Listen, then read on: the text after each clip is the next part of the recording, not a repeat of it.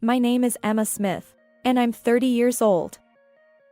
Utilizing my certification as a licensed psychologist, I work as an online counselor primarily from my home. My husband, Michael Williams, is also 30 years old and works for a fairly large pharmaceutical company. We met through work and have been married for 4 years. 2 years ago, Michael pleaded with me to remodel his mother's house so that we could create a home where we could live with his mother, Karen. Ever since losing his father 4 years ago, Michael has been quite attached to his mother and insisted on cohabitation. Ignoring my wishes, he began the remodeling project. Living with Karen was far from enjoyable during that time, but I endured her constant criticism while trying to make things work. To my surprise, I discovered that Michael was having an affair. To make matters worse, his mistress was pregnant. He promptly asked for a divorce. Determined to move forward after learning about his mistress's pregnancy, I knew I had to leave this house. I set a condition. Can I take everything I purchased? Yes, take it all. Michael, on the other hand, dismissed my belongings as dirty used items. True to his words, I moved out with all the furniture and appliances I had bought. As the preparations for my move were complete, Michael and Karen came to inspect. The scene they witnessed was an immaculate, empty space. Their faces turned pale. For Michael, who is sidelined, the cost of the furniture and appliances I had purchased was beyond his means. If you're upset, then prepare everything with your own money. I thought. How did we end up like this after just 4 years of marriage? I want to unravel this story and discuss it further. Mr. Williams, thank you for your hard work. I greeted Michael Williams, who delivered medications to the psychiatric clinic where I worked. We engaged in this routine conversation each day. Not at all. It's part of the job. In this scorching heat, isn't it tough to drive around? Is the air conditioning blasting in your car? I consistently asked Michael questions like this, prolonging our conversations. He chuckled and explained. Well, my old compact car loses power when I turn on the AC. I enjoyed these trivial exchanges, but I heard that Michael would be reassigned to a different person. If that happened, I wouldn't see him anymore. Summoning my courage, I decided to invite him. Mr. Williams, would you like to grab a drink sometime? That moment of bravery would eventually lead to our marriage. Michael worked for a major pharmaceutical company, delivering medications to hospitals and other clients. As a counselor in the psychiatric clinic, I worried about the increasing number of patients seeking help in our ever-changing world. I know this isn't the right time to say it. I understand that. But I can't keep it in. Emma, will you marry me? Huh? Are you okay? That's not the kind of line you should be saying right after your father's passing. It's not like I'm expecting a romantic proposal, but now. Michael was deeply shocked by his father's death. Understandably so, his father, a carpenter, had tragically slipped and fallen on a job site. It was sudden. I regret that my dad won't get to see his grandchild. He loved children so much. And I don't want to leave any regrets for my mom. Emma, let's get married and create our own family. Although the proposal came from a place of vulnerability due to his father's passing, I felt genuinely happy. However, little did I know that I was about to embark on days of enduring the constant criticism from my eternal adversary, my mother-in-law. Oh, hello there. What's with keeping the curtains closed on such a beautiful day? Karen frequently barged into our apartment, which was just a 10-minute walk from her house. I understood her loneliness, but since she dined with us every evening and then returned home, I often struggled with meal planning. And Emma, you mentioned something about working from home, right? But earning a measly $70 doing odd jobs won't cut it. Instead of that, why not prepare more dishes for dinner? Mikey comes home exhausted every day. Karen had a habit of referring to Michael as a Mikey. Perhaps that's why both his relatives and neighbors also used the same nickname for him. Mom, what I do isn't quite the same as traditional piecework. You've probably heard of it, but nowadays, we can conduct meetings and classes online using computers. Haven't you come across terms like Zoom and online? Always belittling me like that. Emma, you're almost 30. You're a respectable lady. Karen never seems to grasp the concept of online counseling, no matter how many times I explain it. She stubbornly refuses to acknowledge anything she's unfamiliar with. She won't even consider learning something new. I choose to work from home because I don't want to neglect household chores. Forget about that. Why don't you hurry up and have a child? After all, that's your role, Emma. Your job is just listening to other people's problems. I could do that too. Stop acting all high and mighty. I'm home. Karen rushed to the entrance to greet Michael. Since her only son, Michael, lived with his parents until he married me, and now with his father gone, Karen must feel lonely. I understand that, but honestly, her frequent visits can be quite bothersome. Today, I made Hamburg steaks that Mikey loves with Emma. Don't worry, I've drilled into Emma the secret sauce recipe for the Williams family's Hamburg steaks. Emma used to think that mixing Worcestershire sauce and ketchup was enough for Hamburg steak sauce. Emma should learn proper cooking from Mom. Remember when we first got married? She'd put Worcestershire sauce on fried eggs. That's not normal, it should be salt. Emma's taste buds need some serious fixing. I haven't been having decent meals either. By the way, Mikey, you've lost weight since getting married, haven't you? I wanted to shout that it wasn't true. Lately, Michael had been a bit overweight, and during his company's health checkup, he was cautioned about high cholesterol levels. So, I've been mindful of calories and carbohydrates while preparing meals. Thanks to that, Michael had healthily shed some pounds. We'd been living this way for 2 years when one day, Michael dropped a bombshell. I'm thinking of remodeling my mom's house. It's quite old, you know.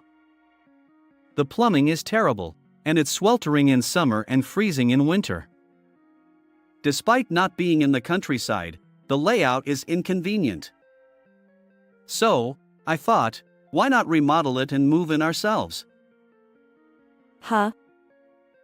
Was I hearing correctly? He meant living with his mother, right? Paying rent for a place just 10 minutes from my mom's house seems ridiculous. If we're going to live there, we might as well renovate it for better comfort. Besides, we've talked about wanting our own home in the future. When we have kids, we'll need a nursery. And if we live with Mom, she can help take care of them, right? But where will the money come from? Remodeling the entire house won't be cheap. Is Michael planning to pay off a loan for it? There's a small inheritance left by my dad, so I plan to use that as a down payment. The monthly mortgage should be manageable for me. It'll likely extend until I'm 65. I wondered if this would work out. Since marrying Michael, I've been surprised by his relatively low salary. Back when I worked as a counselor in the psychiatric clinic, I earned significantly more. We'll figure it out somehow. So, that's settled. Well, there's a condition. I want a dedicated workspace for my counseling. Online counseling? You only need a computer for that. Handling personal information requires a focused environment. Even though neither mom nor you fully understand counseling, it's an incredibly sensitive job. People come to me desperately seeking help, hoping to break free from their current situations. Guiding them toward a better outcome is my mission. I can't approach it half-heartedly. Feels a bit like fortune-telling, doesn't it? Fortune-telling and counseling are completely different. Well, okay, I get it. Let's ask the designer. With those words, Michael's childhood home underwent a transformation. As the remodeling neared completion in a few weeks, Michael suddenly remembered. Oh, I forgot something crucial. The new house needs suitable furniture and appliances. I'll leave that to Emma, who has great taste. What? You're just springing this on me. I never agreed to that, I retorted. It was clear he had planned all along to have me foot the bill for furniture and appliances. His feigned surprise was poorly executed. I wanted to call him out on it. As the Williams family, we've poured everything we have into this remodel. You will be living in this house for a long time, so it's only fair you share the burden. Honestly, you earn way more than I do. Michael explained. As a husband, he must feel a sense of inadequacy and shame about earning less than his wife. Since the house was already complete, I couldn't refuse. Perhaps I could see it as an opportunity to furnish the place according to my taste. And so, the new home was finished. This house feels rather cold. I intentionally kept it unified in black and white. I thought simplicity would work well. Karen will probably fill it with her own belongings soon anyway. She's terrible at tidying up and can't bear to throw things away. So, there's a chance it could turn into a cluttered mess if we're not careful. Emma and I don't get along at all. I wanted a warmer home with more wood accents. This just doesn't feel cozy. You'll get used to it as you live here. Is dinner ready yet? Michael's been coming home early lately. If dinner isn't ready by 7 p.m., we won't make it. And there you are, casually browsing on your computer. Making a whole separate office for yourself. How entitled. If I could just say that the house would fall apart without my work, maybe I'd feel a bit better. Karen doesn't know that Michael's salary hasn't been coming in. Michael may have been making excuses for his lateness, but I'm certain something is going on. I'm just too afraid to ask. Hey, Emma, why don't you see a doctor? What is she talking about? I mean, it's been 4 years since you got married, and you still don't have children. It's strange. I got a referral to a fertility specialist. My friend's daughter-in-law started fertility treatment and ended up having twins. So, Emma, why not get tested once? Well, then Michael should get tested too. Infertility isn't just a female issue, there's male infertility as well. You know, Emma, you should learn to be less reserved and more humble. Listening to people's problems with that attitude is just a scam. You never know when you might get sued. This kind of exchange happens all the time. Karen should spend her time on hobbies or travel instead.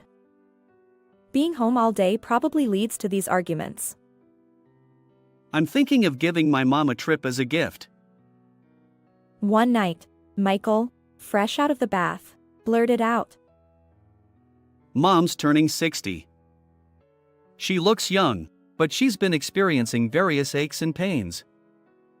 Has she been to the hospital recently? Oh, she went to the orthopedic clinic because of her back pain. She got some pain patches and dramatically wrapped herself in bandages. Please make a reservation at a restaurant in Chinatown for her 60th birthday celebration. And at that time, I want to give her a travel voucher worth $700. Why should I do it? She's not my mom. Surely she'd be happier if her beloved son prepared it, rather than some unwanted daughter-in-law. You often don't understand your position as a daughter-in-law. Just because you earn a little more than I do, you're not the ruler of this house. It's Mom. Arguing with Michael is always about Karen. If he's this much of a mama's boy, I might as well become a bystander. One day, amidst planning Karen's 60th birthday celebration, Karen returned home in a cheerful mood. She had been out for tea at a neighbor's house, and 6 hours had passed since then. Should I cook dinner tonight? Something good must have happened. She's so straightforward and easy to read. Karen busied herself preparing cheese fondue, waiting for Michael to return. Don't be surprised, Mikey. Samantha has come back. As soon as Michael arrived, Karen was excited at the doorstep. Once we sat at the dining table, Karen abandoned the cheese fondue and started sharing various updates with Michael. Naturally, I took charge of serving. What? Samantha? It's been 5 or 6 years, right?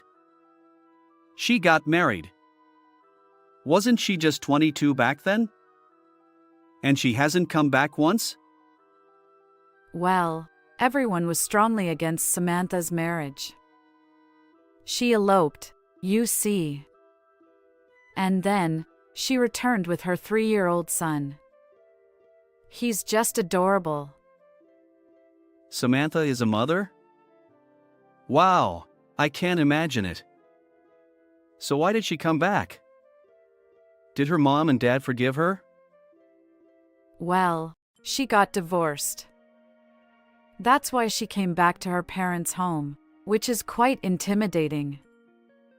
She must have been really desperate.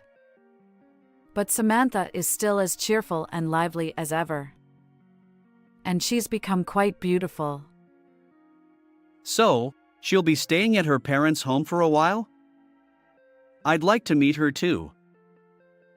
I told Samantha, if she'd come to visit with her son tomorrow. Samantha wants to meet Mikey's wife.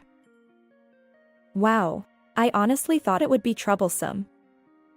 I have no memories of that unfamiliar house, and now I have a mission to get along with the neighbors. Samantha was my childhood friend who used to live nearby. He explained briefly. The next day, Samantha really came to visit with her 3-year-old son, Liam. Samantha stared at me and smiled meaningfully. Emma, could you play with Liam a bit? Karen and Samantha were engrossed in chatting, leaving me to deal with the energetic Liam. It was honestly quite challenging. He ran around the house, got bored with the toys he brought, and gleefully doodled on our wallpaper. It still doesn't quite sink in that Samantha is a mother. You used to be such a crybaby. Enough, Mikey. What are you talking about? Samantha and Liam were naturally having dinner at our house. Of course, I was the one who cooked. From my perspective, Mikey getting married was surprising too. You never seemed interested in marriage. So, the fact that you got married means you must have been really smitten with your wife. Well, you know, it's partly for Mom's sake. I wanted to put her at ease. Plus, Dad passed away recently, and both Mom and I were feeling down. I thought having a family with marriage and children would be enjoyable. Despite not having much to talk about with me, 3 of them seemed to have endless conversations late into the night. I became Liam's guardian during this time. From then on, Samantha started visiting our house frequently. The challenge was that she often left Liam in my care. I still had counseling work to attend to. Excuse me. I also have work, so I can't watch Liam constantly. And while I'm working, please make sure Liam doesn't enter the room. I hear counseling pays well. Charging over $70 per hour per person. Seems like quite a ripoff, doesn't it? Just doing counseling for 5 people a day would make it $350. It's a good business. Guess having a college degree makes a difference. Samantha said it with a hint of sarcasm. Even though we'd only recently met, Karen was firmly on her side, so Samantha directed her sharp comments at me. Hey, Mikey, how about going to the aquarium together on your next day off? Liam really wants to go. Sure, Liam is quite attached to me. Gradually, Michael's time was increasingly spent with Samantha and Liam. At first, they used to go out with Liam as a trio, but lately, Michael leaves Liam with me and goes out with Samantha alone. Is it considered infidelity to go on a date with a childhood friend, bypassing his wife? Well, it's fine if you want to go out with Samantha, but could you take Liam along too? I conceded this much. You know I work from home, right? Running around, making noise, and entering rooms without permission, those things can be problematic given my profession. My work revolves around patients. Yuka hindrance. Maybe you should go work outside. You always use your job as an excuse. If it bothers you that much, why not quit? You don't need to work from home. The house isn't a workplace. If having family around is Is it okay? Even if I work outside? You said you wanted me to do at-home work that balances household chores and my job. I've never slacked off on housework, and I manage my work just fine. Ugh, you're so stubborn. Samantha wouldn't nitpick like this. She's busy raising her child, so it's okay for her to help out. Honestly, Emma, you're narrow-minded and cold. By this point, the Williams family had been completely taken over by Samantha. Simultaneously, Michael and Samantha had grown increasingly close. One day, I accidentally overheard a conversation between Michael and Samantha. They were openly engaged in an affair right under our roof. Mikey has always been on my side. A true hero, just like in the old days. Even as adults, Mikey remains my hero. Samantha's voice, sweet and syrupy, was something she never showed in front of me. Michael, with his smug expression, seemed almost repulsive. Samantha, you've been through a lot. Who would have thought you were dealing with domestic violence? Must have been tough. It was. I couldn't rely on my family, and I didn't know what to do. Liam was still so young. If I were a more independent woman, I might have escaped and found work. But I lacked education and qualifications. I couldn't muster the courage to be a single mother. I wish I'd come back sooner. Then Mikey wouldn't have been married. Men are easily deceived by words like these. Michael, too, seemed oblivious to any wrongdoing, becoming even more empathetic in his counseling role. Mikey was my first love. It was the moment Michael fell in love. Despite living nearby, Samantha had boldly infiltrated the Williams family. Samantha, I had no idea you were such a great cook. I'm impressed. Considering someone's usual half-hearted cooking, the deliciousness really hits home. Cutting corners is disappointing. I try to prepare dishes from scratch, starting with the basics. Even the soup stock involves simmering vegetables to extract flavor. But, to be honest, Samantha's cooking tends to be calorie-laden and brown. Karen seems to constantly pit Samantha and me against each other, hoping to favor Samantha.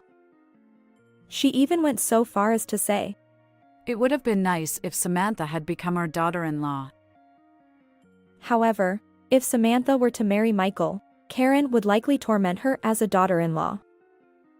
For now, Samantha's return is merely that of a childhood friend, and Karen is being kind. Regardless of who Michael's wife is, Karen won't be pleased. Emma is intelligent. You know. I've heard that smart people tend to have difficulty conceiving. Exactly. She can't have children. At that point, she's disqualified as a wife. She always uses work as an excuse, but isn't it mostly household chores that Emma has to take care of? Mikey might get tired of Emma soon. Then, he'll turn to Samantha, just like that. Samantha and Karen laugh. I wonder if there's any point in me being in this house anymore. It's clear that Michael and Samantha's relationship has Karen's full approval. Everyone's gathered here for one reason. It's about Emma and me.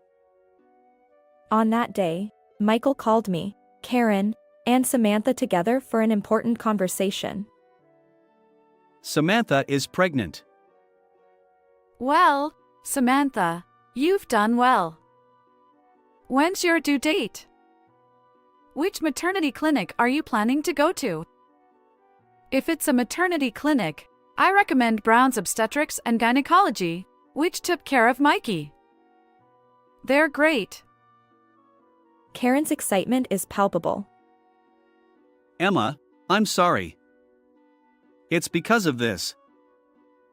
Divorce proceedings can be surprisingly straightforward. With Samantha expecting a child, I have no choice but to consider divorce as my only option. How many months pregnant are you, Samantha? 3 months. It seems your belly has grown quite a bit for that stage. The doctor was surprised that it's larger than usual. Maybe because of that, we found out it's a boy at this stage. Emma, you're being unsightly. You're just jealous because you can't have children. In the end, you and Mikey are incompatible in various ways. This is a good opportunity. Without it, Mikey wouldn't be able to break free from you. He's kind-hearted, you know. He's trying not to hurt you. Liam already calls Mikey Dad, and if you step back, Emma, it'll be perfect. I promptly filled out the divorce papers, and the next day, Michael submitted both our divorce papers and his marriage papers with Samantha. Quick at work. I still have some belongings here, so I stayed at the Williams house until I found my next place. Seeing triumphant Samantha and cheerful Karen, I can't help but feel irritated. But I've got anger management skills. After all, I'm a certified counselor. Still, I wanted to say something. By the way, can you support her? On your salary? What are you bringing up now? Money? What does money matter? Just because you have some income, you think you can belittle me. This woman always undermines me. Well, you did quit your job, didn't you? Or should I say you were forced to quit? Karen and Samantha looked at Michael with surprise. What do you mean, Mikey? I quit on my own terms. That idiotic company couldn't recognize my abilities. It's a toxic place, and leaving was the right choice. You've been at Deadwood for quite some time now. A whole day without work, it's hell. Even if you get minimum wage for just sitting there. You made a big mistake at work, and they sidelined you. But even then, you never said a word to me or Mom. Was it embarrassing? That's none of your business. Well, it doesn't matter anymore since we're divorced. Samantha still wants to marry Michael, even in this situation. Samantha hesitated to respond. Perhaps she felt her guess was off the mark. From my perspective, Michael's mental state is quite fragile. The series of events at work might have traumatized him. Samantha, please understand and support Michael, who is struggling mentally. I don't think he'll be able to work for a while. Just my professional opinion as a counselor. It's none of your business. Samantha, Emma is just sore about losing Mikey and trying to drag him down. Emma, if you're only going to say things like that, pack up your things and leave, even if you haven't found your next place. Yes. I'll leave. And I'll take everything I bought.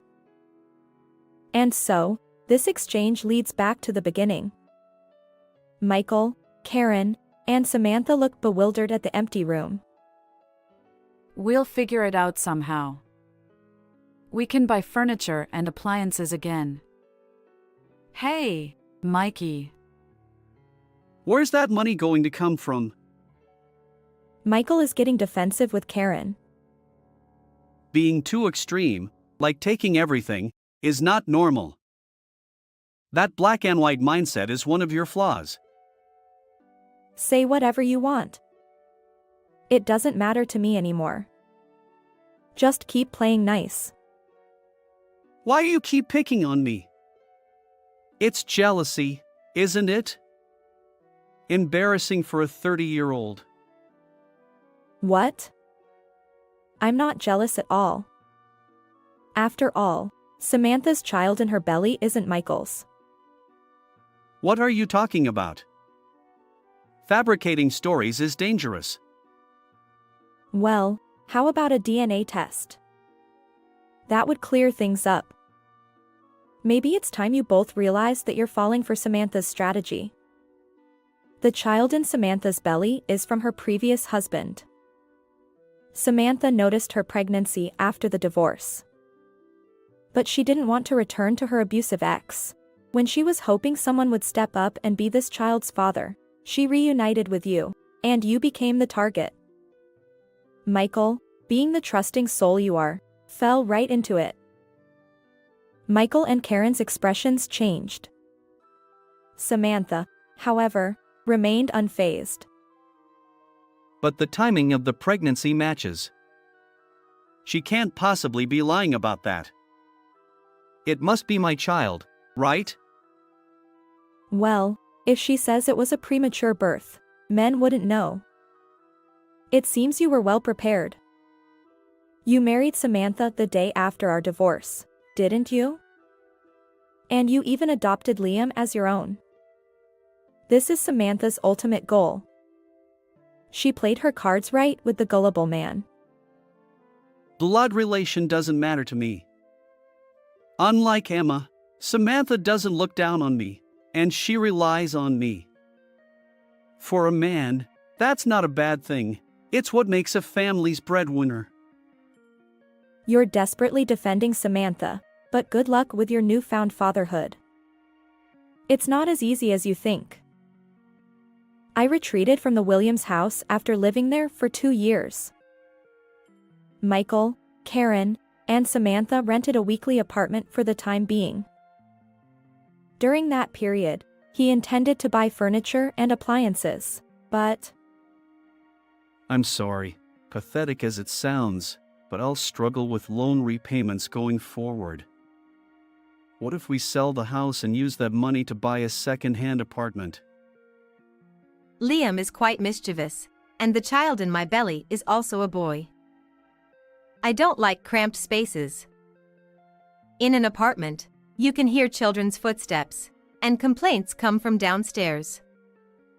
Can't we somehow get a detached house? He managed to sell the Williams house, but it was sold for much less than its actual value. At this rate, they won't even qualify for a second-hand apartment, let alone a standalone house.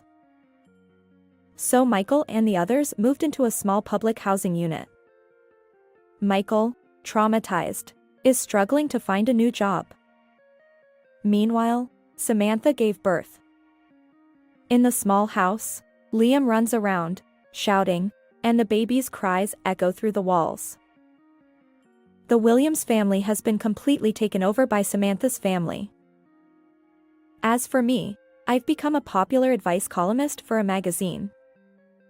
Now, I've purchased my own apartment and set up a counseling room for face-to-face sessions. Thankfully, there's a waiting list for appointments. How did you find this story? Don't forget to subscribe to the channel. See you in the next video.